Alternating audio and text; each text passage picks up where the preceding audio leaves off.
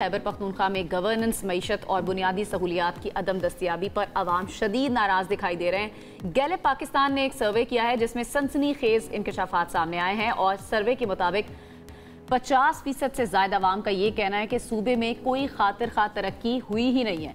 अच्छा, अब 40% शहरी ये मानते हैं कि खैबर पख्तूनख्वा में पंजाब की निस्बत ज्यादा करप्शन है और 73% अफराद का ये इल्जाम है कि सरकारी नौकरियां मेरिट पर नहीं मिलती, ताल्लुकात पर दी जाती हैं। 59% अवाम ने बेरोजगारी में इजाफे की शिकायत की है, जबकि 52% का मानना है कि तरक्याती फंड्स करप्शन की नजर हो चुके हैं। अच्छा, वेरी कंसर्निंग सर्वे रिपोर्ट ये भी बता रही है कि देही इलाकों में सेहत की सहूलतें ना होने के बराबर हैं, जबकि 66% अवाम गैस, 49% बिजली और अक्सर नौजवान जो है पार्क और लाइब्रेरी जैसी बुनियादी सहूलतों से भी महरूम है। और सबसे दिलचस्प बात यह है कि खुद PTI के 49% वोटर्स जो है वो अपनी हुकूमत की कारकर्दगी से मुतमईन नजर नहीं आते हैं। लेकिन मुशीर इत्तलात KPK बैरिस्टर सैफ ने इस सर्वे रिपोर्ट को वफाकी हुकूमत की ईमा पर तैयार किया गया सियासी स्क्रिप्ट करार दे दिया है और उन्होंने ये दावा किया कि मफरूज़ों पर मबनी सर्वे का हकीकत से दूर दूर तक कोई वास्ता नहीं है और गैलप गैर जानिबदार है तो पंजाब की तबाहकारियाँ और जनूबी पंजाब की महरूमियाँ भी दिखाई। उन्होंने कई सवालात भी उठा दिए हैं, सिंध की गवर्नेंस के बारे में भी उन्होंने सवालात उठा दिए हैं, वहाँ पर जो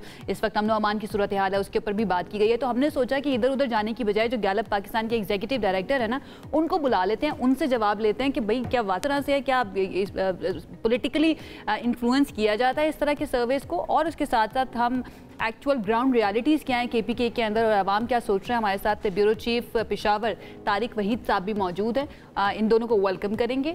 बहुत बहुत शुक्रिया आप दोनों का हमें ज्वाइन करने के लिए। पहले ग्राउंड रियलिटी में जानने की कोशिश करूंगी। तारिक, आपसे बताइएगा ये क्या सिचुएशन है, ये गैलप सर्वे जो बता रहा है, क्या इसी तरह की सिचुएशन आप देखते हैं रोज़ाना जब आप लोगों से मिलते हैं?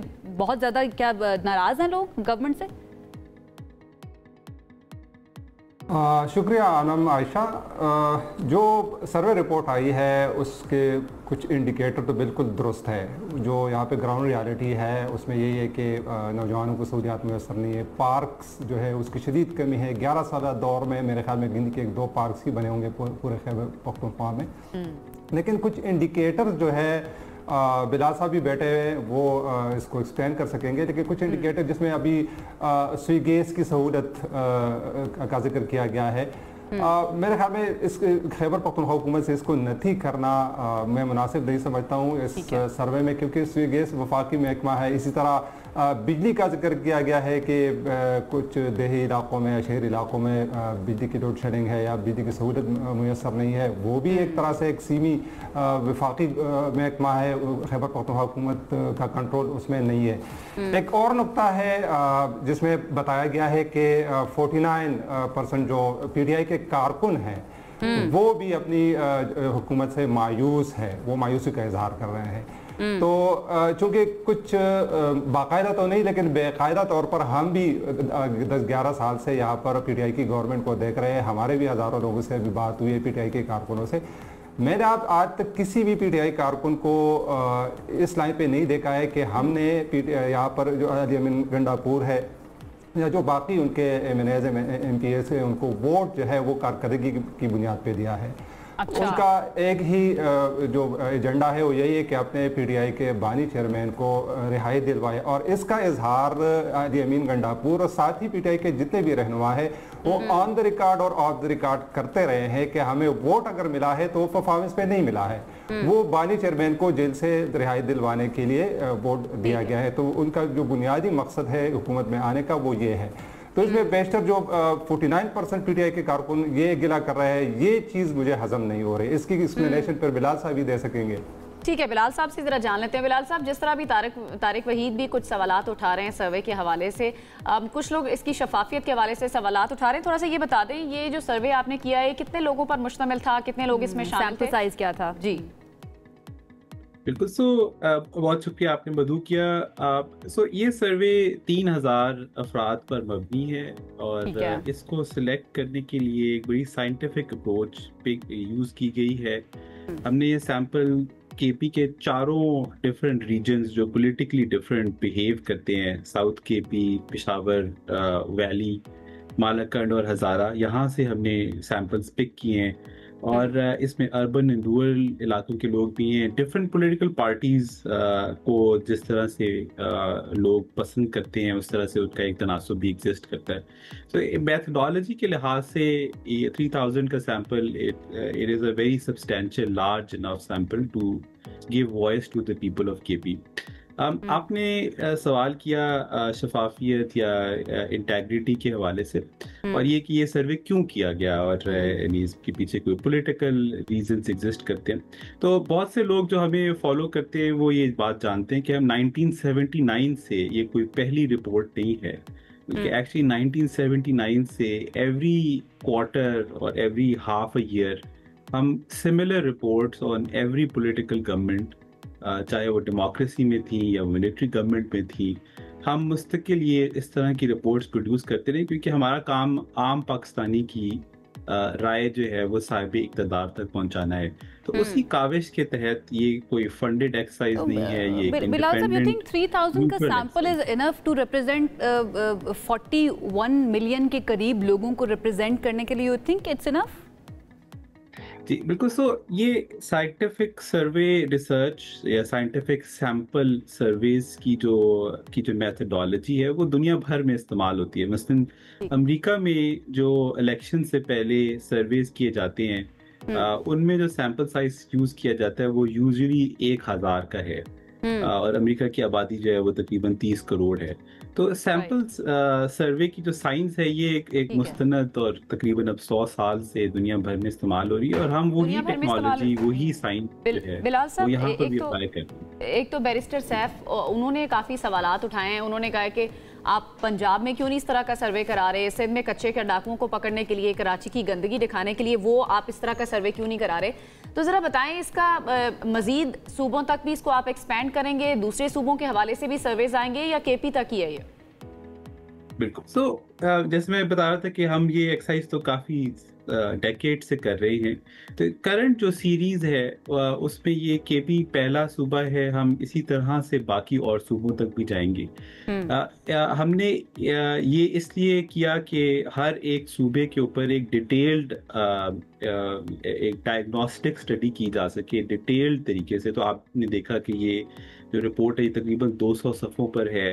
इसमें तकरीबन 60 से 70 सवाल पूछे गए। इसमें ना सिर्फ पार्क्स या गैस या इलेक्ट्रिसिटी की बात की गई है, बल्कि जुडिशल सर्विसेज की भी बात की गई है, इकोनॉमिक अपॉर्चुनिटीज़ की बात की गई है, पॉलिटिकल पल्स की बात की गई है। तो एक बहुत डिटेल स्टडी के लिए ज़रूरी था कि किसी एक सूबे से स्टार्ट किया जाए। हमारे ख्याल से जो केपी है वो एक बहुत इम्पोर्टेंट सूबा है इस वक्त उसमें। एंड गैलप चोज केपी के, तो इसलिए ज़रा वहाँ पर काफ़ी गुस्सा भी पाया जा रहा है। तो मैं वापस आती हूँ आपके पास, इसकी थोड़ी सी ज़रा हम इम्प्लीकेशंस इस तरह की सर्विस जो है उनकी क्या होती हैं किसी भी मुल्क की गवर्नमेंट के लिए या फिर उसकी इकोनॉमी और उसके साथ डेमोक्रेसी के लिए, उस पर हम बात करेंगे। लेकिन तारिक, आपकी तरफ मैं आ जाती हूँ। आप कह रहे थे कि क्योंकि बानी पीटीआई के नाम के ऊपर वोट पड़ रहा है, तो फिर इसका मतलब है कि फिर तो कोई भी तरक्याती काम नहीं होने चाहिए, कोई भी गवर्नेंस जो है उसको बेहतर बनाने के लिए इतनी ज़्यादा केपी गवर्नमेंट जो है जो इस वक्त मौजूद है वहाँ पर, क्योंकि उनका 3rd टेन्योर है, उसके बावजूद इस तरह की चीज़ें अगर सामने आ रही हैं तो कुछ समझ नहीं आ रहा है फिर। बिल्कुल सूरत-ए-हाल ऐसी ही है। और इसमें जो अभी मैं आपको बताऊं कि आज भी एक मुजाहरा हो रहा है, वो इस बात पे नहीं हो रहा है पीटीआई कारकुनों की तरफ से कि यहाँ पे काम नहीं हो रहा है, उनको सहूलियात नहीं मिल रही है, लोगों को जिन्होंने वोट दिया है हुकूमत को सहूलियात के लिए। बल्कि आज पीटीआई कारकुनों का मुजाहरा इस बात पर हो रहा है कि एक मुकामी रहनुमा है, उसको सेनेट का टिकट क्यों नहीं दिया गया, फलाह को क्यों नहीं दिया गया, इसको क्यों दिया गया। इस पर ये मुजाहरे अमूमन इसी तरह होते हैं, या अपने पार्टी के दरमियान जो इख्तलाफात है इस पर हमने मुजाहरे देखे हैं।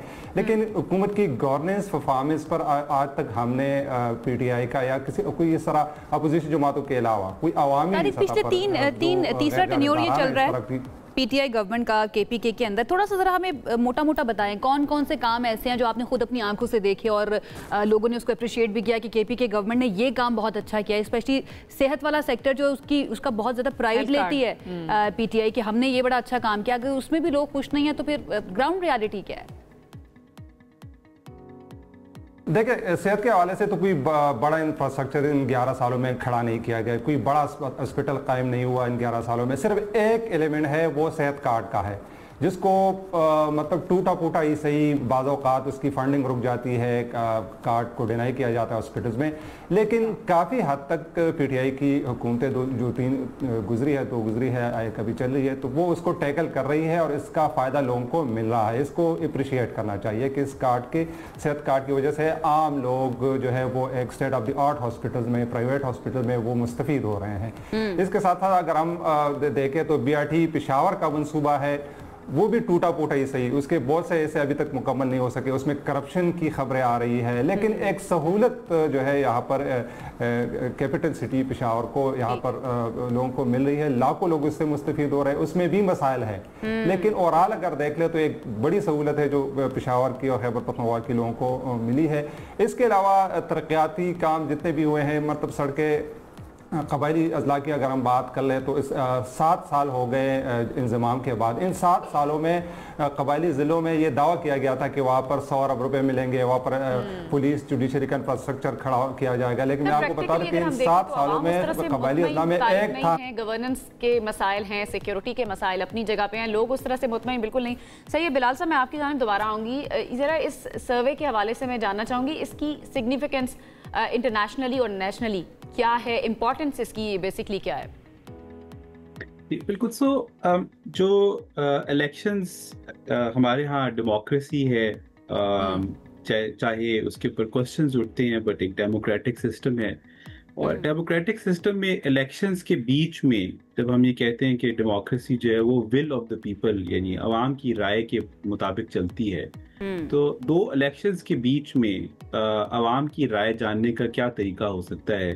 तो सर्वेज ही एक मुस्तनद और दुनिया भर में इस्तेमाल किया गया मेथड है कि जिससे आम पाकिस्तानी, आम केपी का शहरी अपनी हुकूमत को, पीटीआई की हुकूमत को ये बता सकता है कि क्या चीज़ें अच्छी चल रही हैं और क्या चीज़ें ऐसी हैं कि जिसमें मज़ीद तवज्जो की ज़रूरत है। तो एक तरह से ये इस तरह के सर्वेज एक मेजर फीडबैक मैकेनिज्म है हुकूमत के लिए कि वो कहाँ बेहतरी ला सकती है।